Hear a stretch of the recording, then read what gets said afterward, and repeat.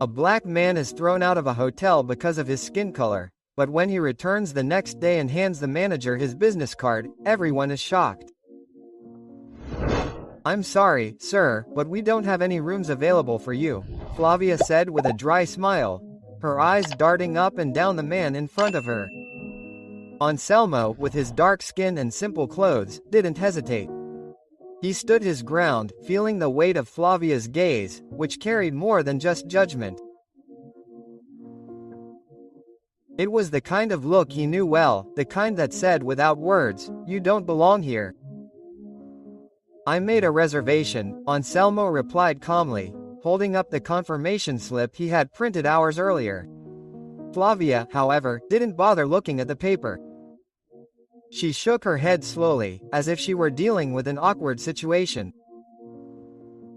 "Sir, our hotel doesn't usually accommodate this type of guest," she began, but her voice trailed off, as if she were choosing her words carefully.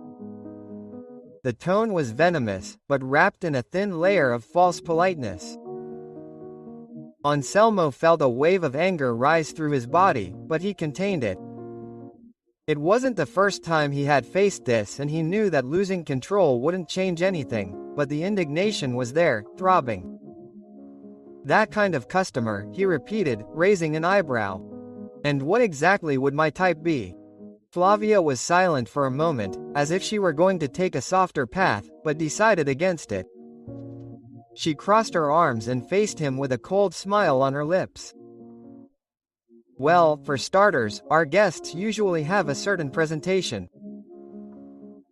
She cast a quick glance at Anselmo's clothes, her hands pointing subtly, almost imperceptibly, at the elegant white guests around her. She continued, "And our policy requires that our guests live up to our reputation." Anselmo took a deep breath. There was the disguise that always came before the final blow. They didn't say it directly, they never did. Racism had learned to hide behind polite phrases and subtle gestures. "Are you saying that I don't look rich enough to be here, or is it the color of my skin that bothers you?" The words came out firmly, without beating around the bush. He wasn't interested in games. Flavia blinked, visibly disconcerted by the direct question, and quickly looked to the side, looking for support, but the other employees pretended not to notice the situation. "Sir," she began, trying to regain control, "it's not a matter of color. We're just used to dealing with a certain level of customer." Quote. Anselmo let out a bitter laugh. He'd heard that before, from different mouths, in different situations, but always with the same weight. "I get it. And that level is white enough, right?" Quote. The silence that followed was sharp. The eyes of the few guests who had noticed the interaction turned to the reception. Flavia swallowed hard, trying to keep her cool.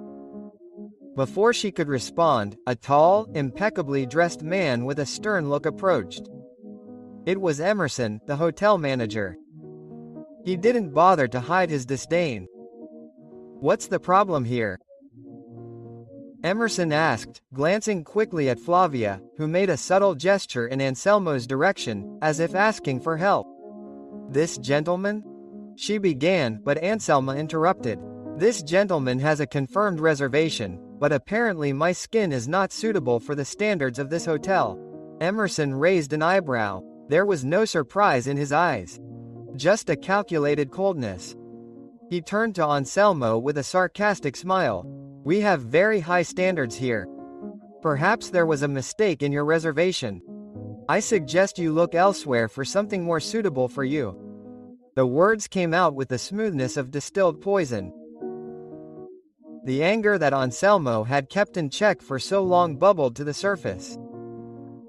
He stepped forward, facing the manager with the firmness of someone who had faced much greater battles. "I'm not the one who needs to look for another place," he said. His voice was low, but full of determination. "The problem here isn't mine, it's yours. You've just made the worst mistake of your lives, and I promise you'll regret it." The atmosphere in the lobby froze. Emerson and Flavia exchanged uncomfortable glances, but Anselmo didn't say anything else. He turned and walked out the door, while the curious murmur of the guests grew in the background. Anselmo walked out the hotel doors without looking back, the sound of his footsteps echoing in the tense silence that had settled in the lobby. Outside, night was slowly falling, but the pressure inside him only grew. Indignation boiled in his veins, but he kept control. It was something he had learned from a very young age. In a world that judged him by the color of his skin, he had to be stronger, calmer, more resilient, but that didn't mean he would accept what had happened. As he walked through the busy streets of the city, a thought echoed in his mind. How could things be so the same after so many years? He had grown up in a world where doors were closed in his face, where looks of contempt were the norm. And even after conquering therefore, there he was being treated like a nobody. The scene in the lobby kept replaying in his head. Flavia and Emerson's expressions, their icy and condescending tone, as if he were invisible, as if he had no right to be there. But he knew what to do and he would do it the right way. Anselmo made a phone call. It was time to let the gears of destiny start turning. The next morning, Flavia arrived at the hotel as usual. Impeccable as always. Her heels echoed on the shiny floor of the lobby as she walked across the room with the same air of superiority she had displayed the day before. But there was something different in the air. The mood seemed heavier, as if something was about to happen, something she couldn't identify. She had barely settled into the reception area when Emerson appeared, his face rigid. "Good morning, Emerson," Flavia greeted, but her supervisor didn't respond immediately. He was looking around with unusual tension. "Did something happen?" she asked, trying to appear unconcerned. Emerson stared at her for a moment, hesitating. He seemed about to say something, but then stopped. Something was wrong and she could feel it. "Just do your job today, Flavia," he said dryly. "We're going to have a busy day." Flavia tried to probe further, but Emerson had already walked away, heading toward the management office. She felt butterflies in her stomach, but forced herself to ignore them. Everything would be as usual, she thought. However, what Flavia and Emerson didn't know was that things were far from being as usual. Meanwhile, on the other side of town, Anselmo was sitting in a modest cafe, talking to Vera, the hotel maid who had witnessed the scene the night before in the lobby. She had treated him with respect and that hadn't gone unnoticed.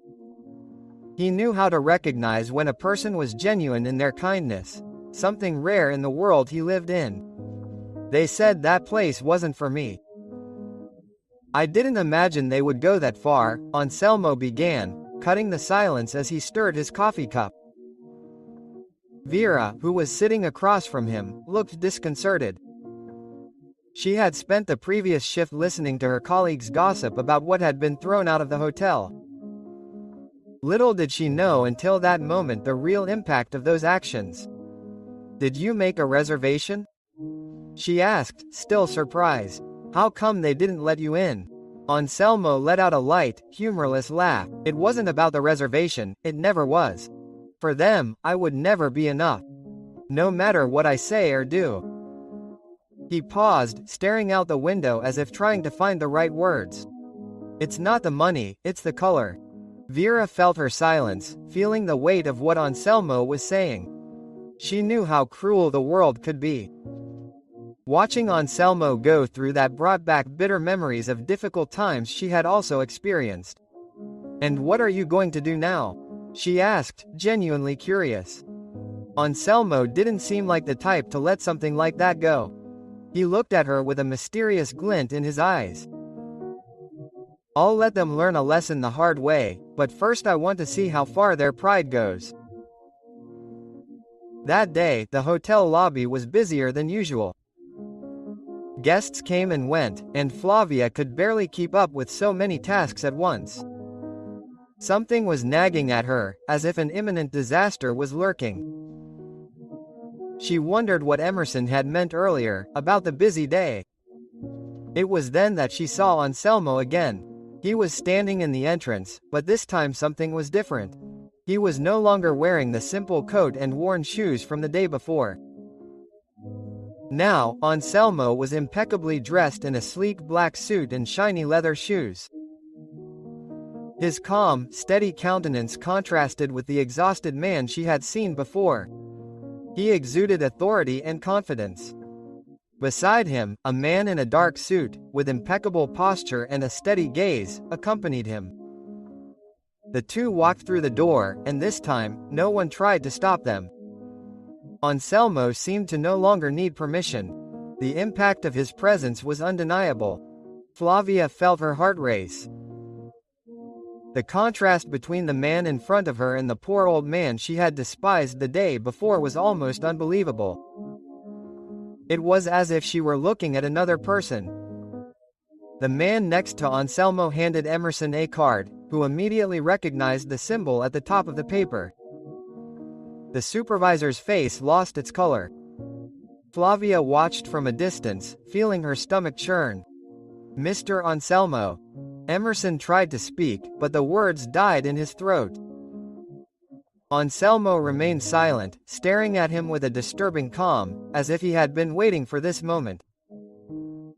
His piercing gaze made Emerson sweat as the weight of the situation finally fell upon him. Flavia, still processing what was happening, began to put the pieces of the puzzle together. The man they had treated like nobody the day before was now dressed like someone of great importance. What was going on?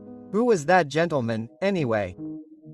Emerson, still visibly shaken, stepped away from the counter, motioning for Anselmo and the man beside him to follow him to a private room, away from the curious eyes of guests and staff. Flavia, who had been watching everything from afar, felt a wave of panic. She didn't know what was happening, but the imposing presence of Anselmo, now impeccably dressed, made it clear that something was about to change. Inside the meeting room, Emerson closed the door with a nervous click. The silence that followed was oppressive, but Anselmo seemed unfazed. He sat calmly, crossing his legs and observing Emerson for a few seconds before finally speaking. "So, Emerson," Anselmo began, his voice soft but loaded with meaning. "I would like to know if you still think this hotel lives up to its high standards." Emerson felt sweat trickle down the back of his neck. He tried to speak, but the words slipped from his mouth like sand. "Mr. Anselmo," he stammered. "I didn't know." "Didn't you know?" Quote. Anselmo repeated now with a slight but dangerous smile. "Of course he didn't know, because he didn't care to know. You made a decision based on nothing more than my appearance." He paused, his eyes boring into Emerson's. "And now you see the consequences of that decision." Emerson tried to find some excuse, some argument that would save him, but the truth was right there in front of him. Anselmo wasn't just unhappy. He was in control of the situation, and Emerson knew his words now carried real weight. "It was a mistake." Emerson finally managed to mumble. "We didn't know who you were." "I tell you who you are." Anselmo raised an eyebrow in surprise. "Don't you know who I am?" He gave a short laugh. "You didn't need to know who I was to treat me with respect." "That's the point, Emerson. It's not about me, it's about how you treat anyone who doesn't fit the image you paint of me. You consider suitable for this hotel." Emerson didn't know what to say. Each word Anselmo said seemed to weigh a ton, crushing any argument he might have tried to make. The man in the suit, next to Anselmo, who had remained silent the whole time, handed Emerson a folder of documents. When he opened it, the supervisor's eyes widened. They were contracts owned by To-Dos with Anselmo's name on them. "I am the owner of this hotel chain," Anselmo said, his voice sharp as a blade. "And the way you treat guests, especially those you judge by appearance, will no longer be tolerated." Outside, in the lobby, Flavia felt a growing anxiety. She couldn't hear what was being said inside the meeting room, but she knew something was about to happen. The other hotel employees also seemed more tense than usual, exchanging nervous glances with each other.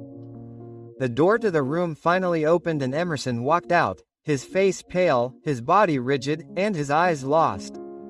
He walked past Flavia without even looking at her, walking straight towards the hotel exit. There were no goodbyes or explanations. Emerson had been fired on the spot. Flavia, now completely terrified, understood that her turn would come soon. She knew she had made a serious mistake, a mistake that was now about to cost her dearly.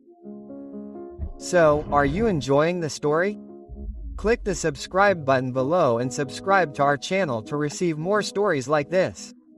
It's quick, free, and will help us a lot. Have you subscribed yet? So, without further ado, let's continue. As Anselmo left the room, he stopped in front of her. Sir Anselmo, she began, her voice trembling. I didn't know. I never did. Anselmo interrupted her with a calm gesture of his hand, but his eyes were fixed on hers, penetrating and full of meaning. You didn't know either, did you? He said, his tone cold. But that doesn't matter. What matters is that respect should be given to everyone, regardless of who they are, their appearance or the color of their skin. There is no justification for the way you treated me. And more importantly, how you would treat anyone else in the same circumstances. Quote. Flavia felt the words pierce her chest like sharp knives. She tried to respond, but the lump in her throat prevented her from speaking. Anselmo continued walking without looking back. The man next to him remained silent, but gave Flavia one last look before accompanying him to the exit. Hours later, Anselmo was sitting in Vera's modest living room, where he had been received with kindness and hospitality. The simple and welcoming environment contrasted with the cold and oppressive luxury of the hotel. Christian, Vera's husband, was sitting next to her with a gentle smile, although his posture showed the constant discomfort caused by the pain in his back. Anselmo had met Christian at that time, when Vera, at the end of her shift, had invited him for tea at her house. During the conversation, Anselmo learned that Christian was facing great difficulties. After a car accident years ago, he developed chronic back problems that worsened over time. He could no longer find a job, as the pain prevented him from doing physical activities for long periods. It's complicated, you know? Christian said, trying to smile, but his voice betrayed tiredness. I'm happy to be alive, but sometimes the pain is so bad that I can't even get out of bed. Anselmo listened attentively, noting the determination behind Christian's gaze. Despite the difficulties, the man still maintained a positive attitude, an example of the strength that Anselmo admired. Vera, for her part, took care of Christian as best she could, working long hours at the hotel to support the family. However, medical bills and the possibility of Christian working complicated the situation. Have you tried to return to the job market? Anselmo asked in a measured but non-pressuring tone. Christian nodded. Yes, but with this pain it's difficult. He took a deep breath, looking at Vera. Anything that involves physical effort is impossible for me, and no one seems willing to give me a chance in a position that doesn't require it. Anselmo was silent for a few seconds, reflecting on what he had just heard. Christian wasn't just suffering because of his health. He was also trapped in a cycle of exclusion, where physical limitations prevented people from seeing him beyond his pain. It was then that Anselmo, with his usual calm and firm gaze, made a decision. I understand your situation, Christian, and I also understand what it's like to be ignored by the circumstances and the people around you. He took a deep breath with the same serene expression. I want to offer you something. Vera and Christian looked at each other, curious and surprised by Anselmo's sudden proposal. I will provide all the treatment you need for your spine, including physical therapy and medical care. As soon as you feel better, if you are ever ready and willing to return to work, I will have an administrative position waiting for you. It will not require physical exertion, but it will allow you to have a position that is worthy of your attention." Christian was silent for a moment, unsure of how to react. Emotion hit him hard and he looked at Vera, who was holding back her tears with difficulty. It was an offer he had never expected to hear, especially from someone he had only just met. "Señor Anselmo, this is it." Christian started to speak, but his voice cracked with emotion. "I don't even know what to say."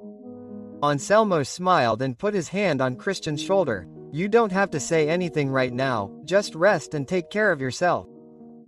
When you are ready, we will be waiting for you," he said in a comforting tone. Christian nodded, still speechless, while Vera, next to him, watched the scene with teary eyes.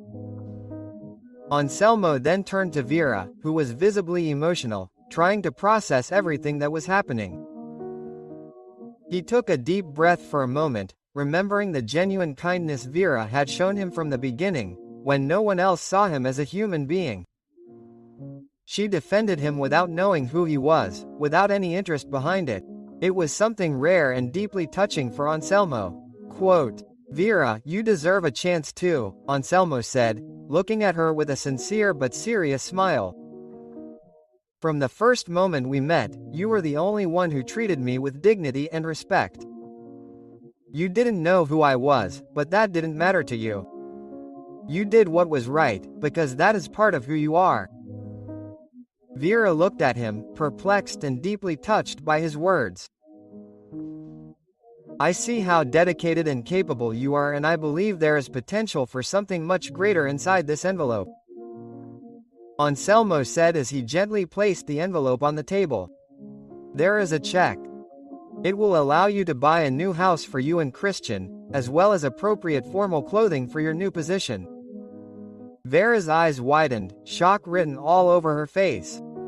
Her hands shook as she took the envelope. When she opened it and saw the amount, she couldn't hold back the tears.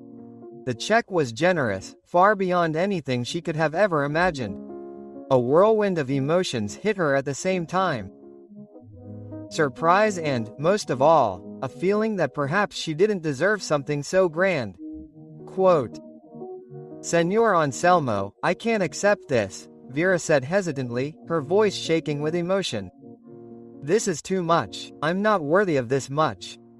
Anselmo kept his gaze fixed on her, but now there was a calm intensity in his words. "Yes, you can, Vera, and you should. What you did for me that day, without expecting anything in return, was more valuable than any sum of money. You showed me kindness and respect when no one else did. It wasn't just about me. I know you would have treated anyone the same way, because you are a person of character, someone who knows the value of human dignity." Vera wiped her tears, still hesitant. Never in her life had anyone offered her so much, and she didn't know how to deal with it. The fear of accepting something so big and not being up to it weighed heavily on her shoulders. Quote, "I don't know if I can repay you for this," she murmured. Anselmo smiled gently, but his expression was serious. Quote, "You don't have to repay me, Vera. You've already done so much more than you know. This isn't just about what I can give you. It's a way of acknowledging who you are and how much you deserve a better opportunity. Just accept it as a symbol that what you did for me that day was not in vain." Vera took a deep breath, tears still streaming silently down her face. She knew deep down that Anselmo was right. Her life and Christian's would never be the same again. With the check, they would have a new home, a new beginning, and perhaps, for the first time in years, they would not have to fight desperately to survive. "Thank you very much, Mr. Anselmo. I don't know how to thank you for so much." "But what about the new position?" Vera asked, her voice still trembling. Selmo gave her an enigmatic smile. "You'll find out about that tomorrow. Just get ready and go to the hotel wearing something appropriate for a position of greater responsibility. Believe me, you'll like it." Vera nodded slowly, still taking it all in. The feeling that something much bigger was about to happen enveloped her, but she didn't know exactly what to expect. The next morning, Vera arrived at the five-star hotel, feeling her heart beating fast in her chest. She was wearing new, elegant clothes, bought with part of the check Anselmo had given her. She was nervous, not knowing exactly what to expect, but she carried with her a renewed hope. It would be a new beginning. As she walked through the lobby, the eyes of the employees and guests began to fall on her. She noticed whispers and muffled laughter, but ignored them as best she could. Flavia, on the other hand, wasted no time in teasing her. She still didn't know that Vera had been promoted. Quote, well, Flavia said with a mischievous smile, seeing Vera in high heels and formal attire. To what do we owe this honor? You dressed like that to scrub the hotel floor. I think you're confusing your place, Vera. Quote. She laughed, casting knowing glances at the other employees. Vera felt her face heat up, but took a deep breath. She knew Anselmo had something on his mind, so she just kept calm. She didn't respond to the teasing, determined not to let herself be shaken.